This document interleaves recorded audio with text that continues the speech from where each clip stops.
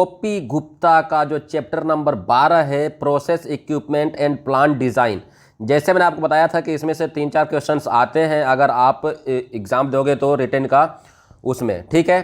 तो अभी बार्क में भी आया था इसमें से 1-2 क्वेश्चन, जो कि मात्र 40 क्वेश्चन में 1 या 2 क्वेश्चन शायद आया था।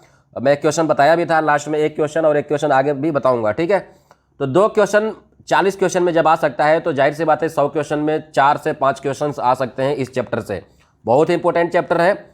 दूसरा चीज़, अगर आपको चाहिए नोट्स, अगर आप सिर्फ नोट्स लेना चाहते हो जिसमें हीट एक्सचेंजर, मास ट्रांसफ़र वगैरह वगैरह सभी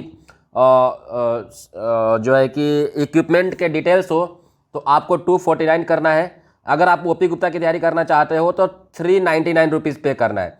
अगर आप दोनों लेना चाहते हो तो मात्र 499 रुपीज़ में आपको नोट्स और ओपी गुप्ता का जितना भी वीडियोस है, जितना भी लेक्चर है, सब आपको मिल जाएगा विथ आंसर, विथ डिटेल्स, ठीक है। चलेंगे वीडियो में आगे बढ़ेंगे। चैनल पे ना होगा तो लाइक, सब्सक्राइब एंड शेयर करना है। क्वेश्चन नंबर 30 तक हम लोग देख लिए थे। क्वेश्चन नंबर 30 यहाँ पे आप देख सकते हो, बताया जा रहा है कि which of the following is the most common type of baffle used in the industrial shell and tube heat exchanger. जिसका आंसर मैं बताया था कि 25% कट सेगमेंटल। कैसे? जैसे कि आप मान लो कि ये आपका एक बफेल है, तो बफेल को नीचे से 25% कट कर दिया जाता है, ठीक है। आप जब हीट एक्सचेंजर में बफेल्स देखोगे तो इतना ही पोर्शन उसका लगा रहता है, ये नीचे वाला जो कट है ये नहीं रहता है, ये उस बफेल में नहीं रहता है। इसी को हम बोलते हैं 25% कट, ठीक है। अगर पूछा जाता है कि 25% कट सेगमेंटल बफेल्स का दूसरा नाम क्या है, तो उसको बोलते हैं 75% segmental dia baffle with ID shell, ठीक है ना। जैसे मैं आपको क्वेश्चन दिखा दे रहा हूँ आपको, वो क्वेश्चन आया था एंड दिस क्वेश्चन इज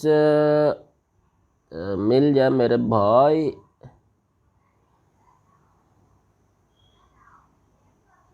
देख लो, जब काम रहता है तो नहीं मिलता है।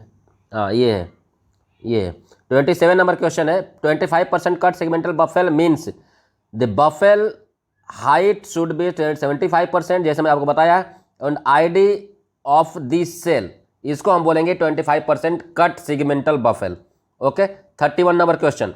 उसके बाद में आते हैं 31 नंबर क्वेश्चन पे, और वो है आपके सामने, in the shell and tube heat exchanger for a given heat transfer surface area smaller diameter tubes are favored as compared to larger diameter ones because the smaller diameter tubes। अब यहाँ पे बोला जा रहा है कि जब हम इंडस्ट्री बनाते हैं तो वहाँ पे हम चाहते हैं कि हीट एक्सचेंजर जो हम बना रहे हैं उसमें हम पतली डाया वाला ट्यूब्स का यूज़ करें, ठीक है, कंपेयर टू लार्ज डाया वाला। ऐसा क्यों?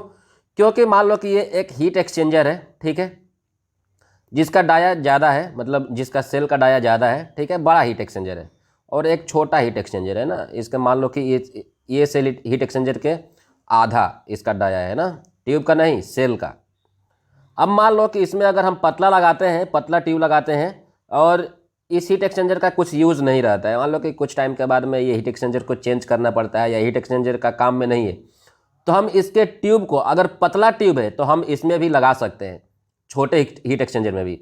लेकिन अगर मान लो कि मोटा ट्यूब है तो हम यहाँ पे नहीं लगा सकते, क्योंकि इसमें नंबर ऑफ ट्यूब्स घट जाएगा। तो इसलिए इंडस्ट्रीज में स्मॉल डायामीटर ट्यूब जो है वो प्रीफर किया जाता है, ठीक है। तो यहाँ पे आंसर सी है, can be fitted into a small shell diameter, hence the cost of the heat exchanger would be less, जिसके वजह से कॉस्ट जो है वो कम हो जाता है, ठीक है, हम यूटिलाइज कर लेते हैं बेसिकली। उसके बाद में आते हैं, high pressure fluid in a shell and tube heat exchanger should preferably be routed through the. High pressure वाला जो जितने भी high pressure, high corrosion, high scaling, ये जितने भी फ्लूइड हैं उनको हम ट्यूब साइड में डालते हैं, ठीक है। तो ट्यूब साइड में डालेंगे हाई प्रेशर वाले, to avoid the expansion of the pressure shell construction. अगर हाई प्रेशर वाला सेल साइड में डाल देंगे तो मान लो कि कहीं लीकेज होता है, वहाँ पे फायर पकड़ सकता है, गैस है तो, या हाई प्रेशर वाले अगर वहाँ पे कोई आदमी है तो वो इंजर्ड हो सकता है, ठीक है। तो हाई प्रेशर वाले को प्रीफर करते हैं हम लोग सेल ट्यूब साइड में। उसके बाद में है अपना, when one of the fluid is highly corrosive and has falling tendency, it should यहाँ बोला जा रहा है कि अगर कोई फ्लूइड है जिसमें फॉलिंग टेंडेंसी है तो उसको हम कहाँ डालेंगे, उसको भी हम डालेंगे ट्यूब साइड में। कहाँ पे डालेंगे, ट्यूब साइड में। बिकॉज जैसे मैंने आपको बताया कि ट्यूब साइड में कोरोसिव, स्केलिंग वाला या हाई प्रेशर वाले सब डालते हैं। अब इसको क्यों डालते हैं ट्यूब साइड में, स्केलिंग फॉलिंग मतलब कि जिसमें सॉलिड पार्टिकल्स हो।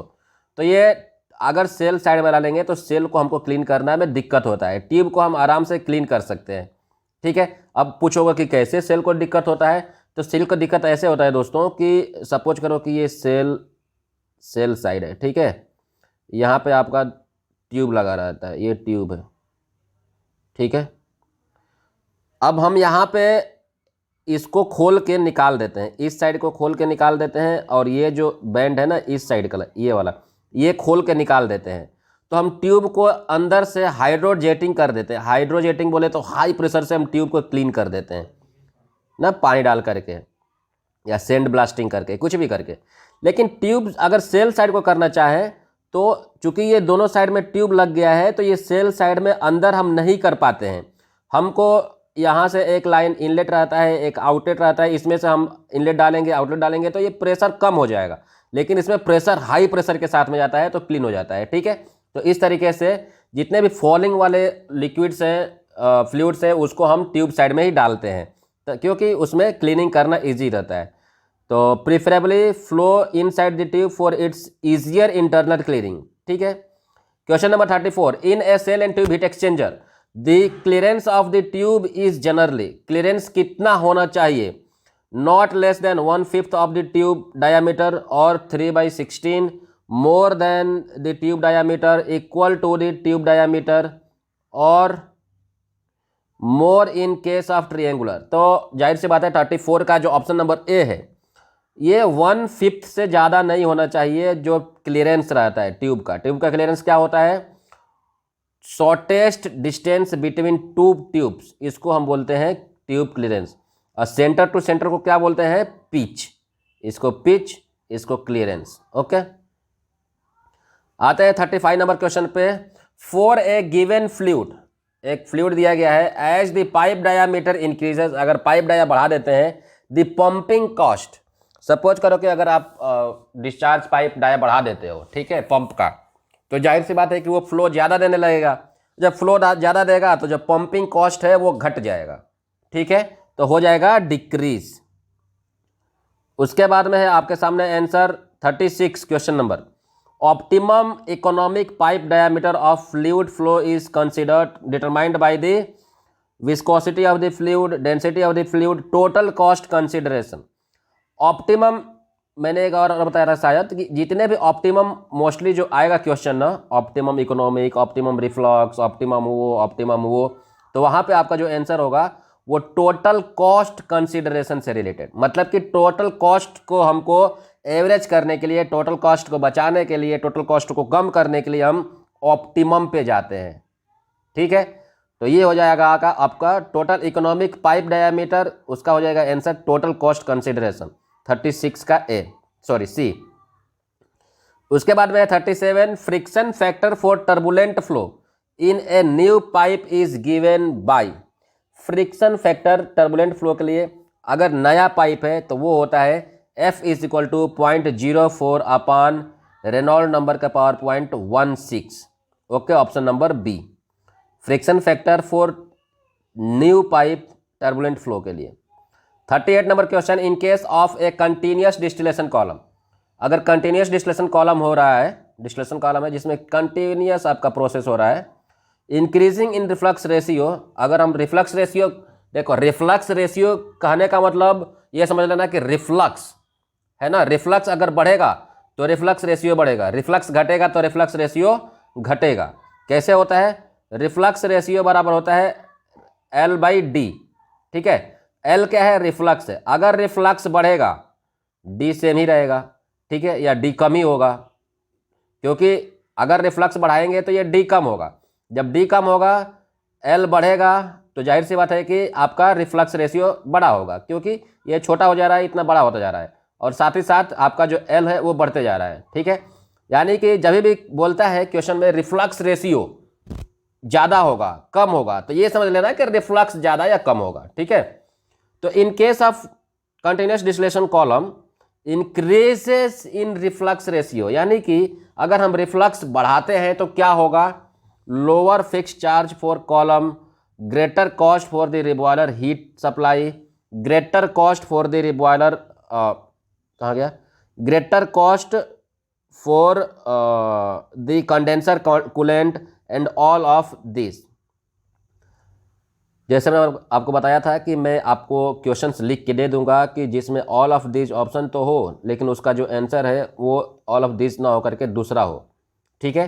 हालांकि इसमें ऑल ऑफ दिस होगा, लेकिन उस टाइप के भी कुछ क्वेश्चंस हैं जो ऑल ऑफ दिस का ऑप्शन होते हुए भी ऑप्शन ए बी सी तीनों में से कोई एक सही है, ठीक है। तो यहाँ पे हो जाएगा, अगर हम रिफ्लक्स रेशियो यानी कि रिफ्लक्स बढ़ाते हैं, lower fix charges for the column, यानी कि अपना जो कॉलम में हम लोग जो चार्ज कर रहे हैं, जो फीड डाल रहे हैं, वो अपने लोगों का जो चार्जेस है वो कम हो जाएगा, बोले तो जितना पहले लग रहा था उतना से कम हो जाएगा, ठीक है। Greater cost for the reboiler heat supply, यहाँ पे जो हीट सप्लाई दे रहे थे हम लोग वो भी आपका कॉस्टली, जो ज़्यादा कॉस्ट हो रहा था वो अभी नॉर्मल हो जाएगा, यानी कि आप जो प्रोडक्ट है उसकी प्योरिटी तो बढ़ जाएगी, बट बेसिकली आपका क्या हो जाएगा, जो प्रोडक्ट है वो कम हो जाएगा, लेकिन उसी के साथ साथ में जो आपका कॉस्ट है वो बढ़ता जाएगा, कंडेंसर में बढ़ता जाएगा, हीट कैपेसिटी हीट सप्लाई में बढ़ता जाएगा, बिकॉज हमारा जो प्रोडक्शन है वो तो कम हो गया, प्रोडक्ट की क्वालिटी सही हो गया बट प्रोडक्शन जो है वो कम हो जाएगा, ठीक है। तो ऑप्शन नंबर जो डी है वो करेक्ट है। आते हैं क्वेश्चन नंबर 39 पे, optimum reflux ratio in A continuous distillation column. अब मैं जब मैंने बताया आपको ऑप्टिमम, तो मैंने आपको बताया था कि ऑप्टिमम मतलब क्या होता है, टोटल कॉस्ट कंसीडरेशन। 39 का जो सी है, ऑप्टिमम रिफ्लक्स रेशियो मतलब कि टोटल कॉस्ट कंसीडरेशन के लिए हम लोग ऑप्टिमम रिफ्लक्स का यूज कर रहे हैं, ठीक है। Option number C. Question number 40 and 40 बहुत बड़ा क्वेश्चन है, तो ऐसा आने का चांसेस नहीं रहता है, तो इसको छोड़ देते हैं अपने लोग। आते हैं आप 41 नंबर क्वेश्चन पे। LE/D फॉर, इसका मैं एक अलग से वीडियो बनाऊंगा। LE/D बहुत इंपॉर्टेंट है, इसमें 5-6 क्वेश्चन है, आपको समझना पड़ेगा इसको। LE/D फॉर 90 डिग्री एल्बो, ये बेसिकली आपका जो हम कोई पाइप है, पाइप में एल्बो लगाते हैं ना, ये एल्बो, तो इससे रिगार्डिंग है। कुछ टी ज्वाइंट लगाते हैं, ठीक है, इस टाइप में जो टी ज्वाइंट रहता है उस टाइप में लगाते हैं टी ज्वाइंट, या एल्बो लगाते हैं, या बेंड रहता है, या एक्सपेंशन होता है, बढ़ जाता है एरिया या कम हो जाता है एरिया, ठीक है। तो ये सभी के लिए हम L/D का यूज़ करते हैं, ठीक है। तो यहाँ पे बोला जा रहा है कि LE, या हम उसको शॉर्ट में बोल दे रहे हैं, L/D for elbow 90 degree and 90 degree square elbow would be respectively around. 90 degree elbow और 90 डिग्री स्क्वायर एल्बो के लिए हम लोग जो उसका जो वैल्यू होता है वो होता है 25 से लेकर के 60 तक, ठीक है। याद कर लेना, ये याद करने वाला है, कन्फ्यूजन मत लेना इसमें। फिर यहाँ पे है L/D फॉर टी। अब यहाँ पे बोल रहा है tee used for elbow entering run में, मतलब जैसे ही इंटर होता है उस टाइम में जो एल्बो लगा हुआ है उसके लिए L/D फॉर टी वो होता है आपका 5, 200, 60 या आपका 350, तो वो हो जाता है आपका 60, ठीक है। इंटरिंग अगर लेता है वहाँ पे एल्बो लगा है तो L/D 60 होता है। वहीं पे अगर बोल रहा है कि L/D 40, सेम वहीं पे, यहाँ पे भी 40 था, यहाँ पे भी 40 था, तो यहाँ पे देखना ऑप्शन में बी और सी दिया हुआ है, more than that for T, यानी कि जो पहला वाला 60 से ऊपर, एंड अराउंड 90, लगभग 90, यानी कि 60 से लेकर 90 तक का वैल्यू रहेगा। यहाँ पे आप दोनों क्वेश्चन देख लो, T used for elbow entering run, T used as elbow entering branches के लिए, ठीक है। अगर ये एक सिंगल लाइन है, यहाँ पे ब्रांचेस है, तो वहाँ पे आपका सिंगल लाइन के लिए टी पॉइंट है तो उसको 60 जो वैल्यू होगी। अगर ब्रांचेस वाली है, कई लाइन है, तो वहाँ पे 60 से लेके 90 तक रहेगा। ऑप्शन नंबर जो डी है, B and C both will be correct, ठीक है।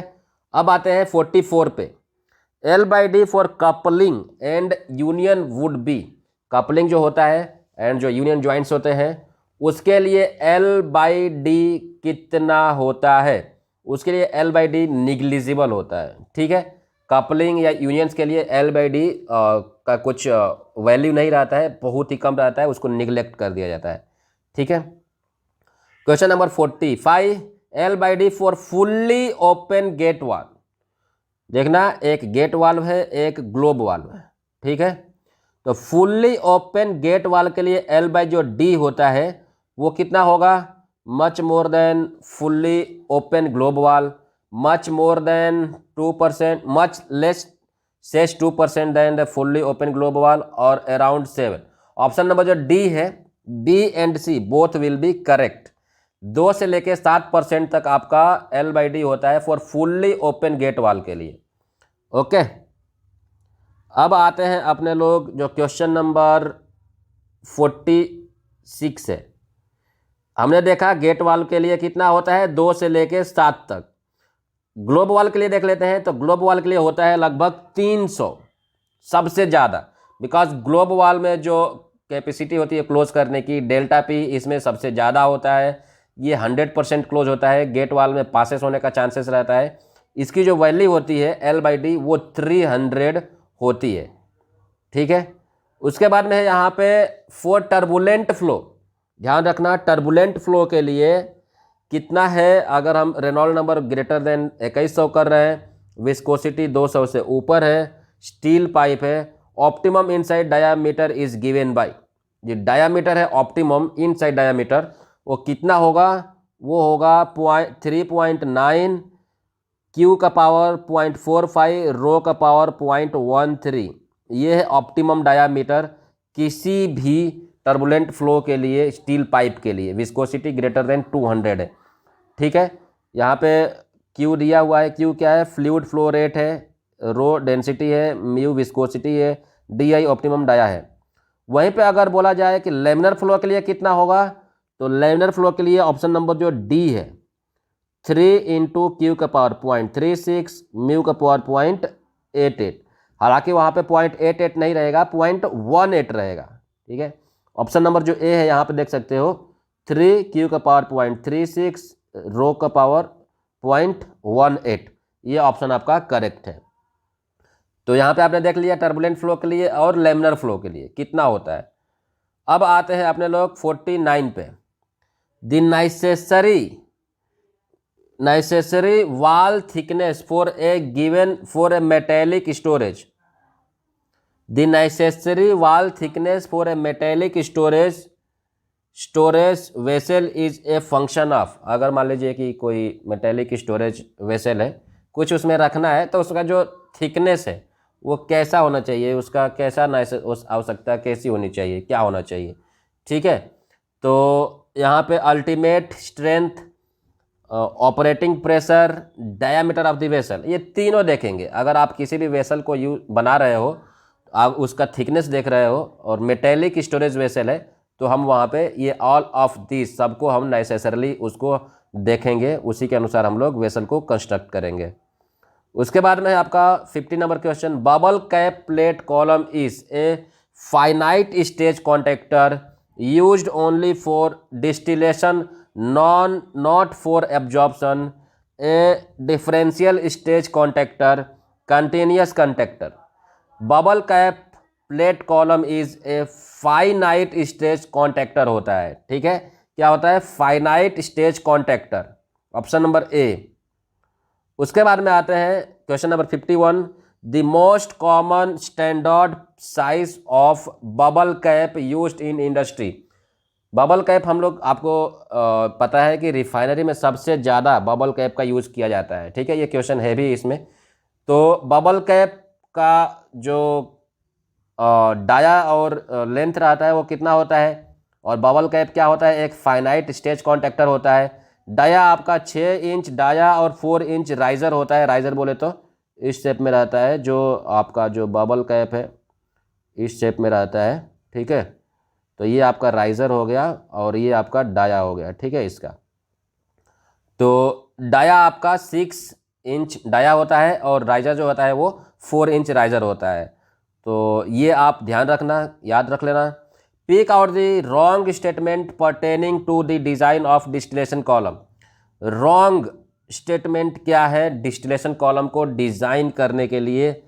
तो इसमें है जनरली ये skirt clearance of 0.5 to 0.615 is recommended to prevent plugging of the slots by residue build up. The pressure of the slot is the dispose the gas into the liquid in the form of small bubble if sufficient slot. इसमें से कोई नहीं होगा, none of these हो जाएगा basically wrong statement. ठीक है, कोई भी रॉन्ग स्टेटमेंट नहीं है। For a given design bubble cap the number of bubble caps to be used per tray is set by. हम लोग जब बबल कैप लगाते हैं वो किस पे हम सोचते हैं कि किस बेस पे लगाएं? तो वो allowable gas velocity, plate spacing और डायामीटर कॉलम, ये तीनों के बेस पे हम लोग, और सॉरी जो गैस वेलोसिटी होता है, हाँ इसमें ध्यान देना। मैंने आपको बताया था कि कुछ क्वेश्चंस ऐसे हैं जो ऑल ऑफ दिस तो रहेगा, बट जो इसका आंसर रहेगा वो कोई एक रहेगा।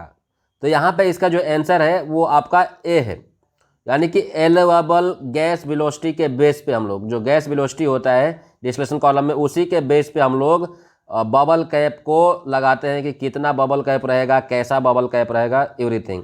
ठीक है, तो ये क्वेश्चन ध्यान रखना, ऑल ऑफ दिस नहीं मारना है, हालांकि मैं आपको लिख के दूंगा ये क्वेश्चन को अलग से। ठीक है, अब आते हैं question number 54।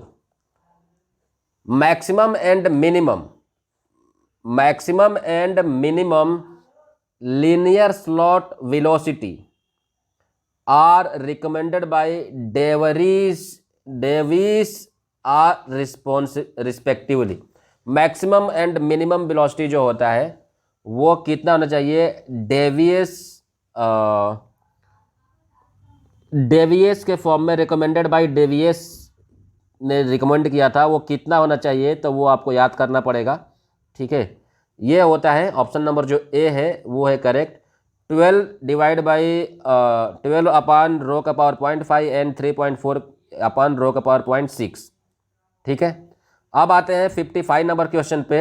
Normally the ratio of the total riser area to total cross, numerical है इसको छोड़ देते हैं, कर लेंगे बाद में। ठीक है, उसके बाद में अपना क्वेश्चन नंबर, अब राइजर और डाया तो आप जानते ही हैं बबल कैप का 0.6 to 0.8 0.6 to 0.4 है, तो उस बेस पे आप उस क्वेश्चन को लगेगा। हालांकि मैंने ट्राई किया था बट उसमें आंसर गलत आ रहा था, इसलिए मैं सोचा कि उसको हम बाद में ही देख लेंगे। ठीक है, या तो अगर आप लोगों को पता है तो आप लोग कमेंट कर सकते हो कि ये इसका आंसर ये होगा, तो बहुत अच्छा होगा। ठीक है, चलो आगे देखेंगे question number 56। An adequate clearance between the tray and the cell wall of a distillation column is provided to. An adequate clearance between the tray and the cell wall of a distillation column is provided to drain the। देखो यहाँ पे क्या बोला जा रहा है, सबसे पहले ये क्वेश्चन समझ लो। An adequate clearance between the tray and shell of the distillation column, ये आपका डिस्टिलेशन कॉलम हो गया। ठीक है, यहाँ पे आपका स्ट्रिपिंग सेक्शन हो गया, यहाँ पे आपका रेक्टिफाइंग सेक्शन हो गया। ठीक है, जब हम लोग ट्रे लगाते हैं ना, यहाँ पे जब प्लेट लगाते हैं तो थोड़ा सा गैप छोड़ते हैं ना, ट्रे और ये वाल के बीच में गैप छोड़ते हैं, जिसको हम लोग बोलते हैं डिस्ट्रीब्यूटर, जहाँ से डाउन कमर मटेरियल नीचे आता है। तो इसको हम बोला जा रहा है कि एडिक्वेट क्लियरेंस, ये जो क्लियरेंस देते हैं हम लोग थोड़ा सा कॉलम और कॉलम के वाल के और इसके प्लेट के बीच में जो गैप रहता है वो क्यों रहता है? Because of avoid back trapping. Back trapping से बचने के लिए हम लोग उसको यूज़ करते हैं। ठीक है, ऑप्शन नंबर जो सी है वो हो जाएगा आपका करेक्ट। उसके बाद में 57 the function of manholes. Manhole क्यों देते हैं हम लोग? Provided in the shell of a distillation column. अब देखो यहाँ पे आपका एक डिस्टिलेशन कॉलम हो गया। ठीक है, यहाँ पे डिस्टिलेशन कॉलम हो गया, यहाँ पे बहुत सारे ट्रे रहेंगे, ये मान के चलो कि ये ट्रे है। अब ये डिस्टिलेशन कॉलम है ना, इसमें बहुत सारे मैन होल रहते हैं, एक यहाँ पे रहेगा, यहाँ पे रहेगा, यहाँ पे रहेगा, यहाँ पे रहेगा, ठीक है। बेसिकली ये मैन होल बहुत सारे दिए जाते हैं। क्यों दिए जाते हैं? क्योंकि यहाँ से आदमी घुसे और इस जो प्लेट है इस पर प्रॉपर तरीके से देख ले, या इसका मटेरियल बाहर निकालने के लिए या मटेरियल डालने के लिए इस मैन होल का यूज़ कर ले। सेम इस ट्रे के लिए इसका यूज़ करेंगे, इस ट्रे के लिए इस मैन होल का यूज़ करेंगे। अब मैन होल क्या होता है? ये जो कॉलम है, कॉलम में एक गोल कट होता है जो जिसमें आदमी घुस सकता है, और बाहर से जब कॉलम को पैक किया जाता है तो उसको नट बोल्ट से प्लेट लगा के टाइट कर देते हैं, ठीक है। तो जो फ्रेशर होंगे शायद उनको नहीं समझ में आएगा, तो आप लोग समझ लो। तो यहाँ पे जो बोला जा रहा है कि manholes are provided in the distillation column. Why provided? Because it gives, यहाँ पे देख लेना, यहाँ पे भी क्वेश्चन में ऑल दिया है बट एक्चुअल में ऑल नहीं होगा। यहाँ पे क्या होगा? Option number B, it gives access to individual tray for cleaning, maintenance and installation. Option number B correct है। ओके, तो ये 57 का ऑप्शन नंबर बी होगा, ना कि ऑल होगा, ध्यान रखना, ठीक है। उसके बाद में है आपका question number 58, weep holes provided in the plate of a distillation column. क्यों देते हैं हम लोग वीप होल बोले तो आपका जो आप ट्रे है, ट्रे के बीच में जो छोटा छोटा होल रहता है, ठीक है, उसको हम लोग वीप होल बोलते हैं। तो क्यों देते हैं? क्योंकि अगर आप नहीं दोगे तो गैस कहाँ से जाएगा, फिर वाटर लिक्विड कहाँ से नीचे आएगा, तो बहुत सारे कुछ रहते हैं। तो इसमें ऑल ऑफ दिस होना चाहिए। यहाँ पे आप देख सकते हैं, facilitate draining out liquid from the tray, option number A सही है। Are normally located near the overflow weir so that tray delivery of liquid during operation flow approximately has the same path the overflow, correct. Must be large enough to prevent plugging but should not deliver excess amount of, correct. मैंने बोला आपको कि option D correct होगा, because इसका जो purpose है वो बहुत सारा होता है। तो 58 का डी करेक्ट होगा। अब यहाँ पे हमने देखा कि डी ऑप्शन में बहुत सारे क्वेश्चन आए, जिसमें से 2 क्वेश्चन डी तो है, मतलब ऑल ऑफ दिस तो है, बट उसमें जो आंसर है वो अलग है, ठीक है। तो उस क्वेश्चन को आप ध्यान रखना, हालांकि मैं उसको अलग से आप लोगों को दूंगा। 59 number question, excessive liquid gradient on tray में बी। एक्सेसिव लिक्विड ग्रेडियंट कहने का मतलब है कि अगर आप किसी ट्रे पे ज़्यादा लिक्विड रख देते हो, लिक्विड लेवल ज़्यादा हो जाता है, ठीक है। लिक्विड लेवल एक नॉर्मली एक लेवल होना चाहिए मिनिमम और मैक्सिमम ट्रे पे, अगर उस मैक्सिमम से भी ज़्यादा हो जाता है तो क्या होगा? Mal disturbance of gas, back trapping, gas blowing beneath cap skirt and all of this. तो ऑल ऑफ दिस हो जाएगा दोस्तों, क्योंकि अगर लिक्विड लेवल बढ़ गया तो जो गैस है ना, गैस प्रॉपर तरीके से पास नहीं करेगा, ठीक है। तो यहाँ पे माल डिस्ट्रीब्यूशन होने लगेगा, यानी कि जो गैस पास होना चाहिए, जहाँ जितना गैस ऊपर जाना चाहिए उतना गैस जाएगा नहीं, तो डिस्ट्रीब्यूशन प्रॉपर नहीं होगा। बैक ट्रैपिंग होगा। बैक ट्रैपिंग बोले तो गैस ऊपर से नीचे से ऊपर नहीं जाएगा, तो आपका नीचे आपका प्रेशराइज होने लगेगा, ठीक है। तो वहाँ पे आपका क्या हो जाएगा? बैक ट्रैपिंग हो जाएगा। या option number C, gas blowing beneath cap skirt, यानी कि जो गैस ब्लो होकर के ऊपर जा रहा था वो एक तरीके से जाना बंद कर देगा, बोले तो वही सभी सेम मिला करके ऑप्शन नंबर जो डी है वो करेक्ट हो जाएगा।